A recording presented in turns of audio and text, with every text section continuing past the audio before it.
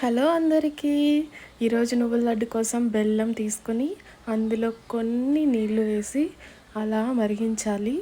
తర్వాత ఇనప కడాయి తీసుకొని నల్లటి నువ్వులు దోరగా వేయించుకొని, ఆ తర్వాత తెల్లటి నువ్వులు 100 గ్రాములు దోరగా వేయించుకొని స్టవ్ ఆఫ్ చేసుకొని, మరి వేరుశనగపప్పు కొన్ని తీసుకొని వేయించుకొని, ఎండు కొబ్బరి ఇవన్నీ కలిపి గ్రైండ్ చేసుకోవాలి మెత్తటి పేస్ట్ లాగా.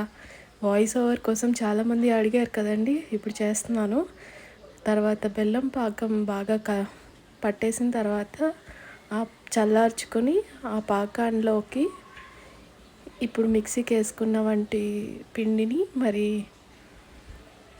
తెల్లటి నువ్వులు, నల్లటి నువ్వులు, కొబ్బరి, వేరుశనగపప్పు ఇవన్నీ బాగా మెత్తగా చేసుకున్న తర్వాత కొన్ని పక్కన ఉంచుకున్న తెల్లటి నువ్వులు, నల్లటి నువ్వుల్లోకి ఆ మిశ్రమాన్ని కలిపేసి వడబోసుకున్న బెల్లం పాకంని తీసుకొని అందులో కలిపేసేయాలి.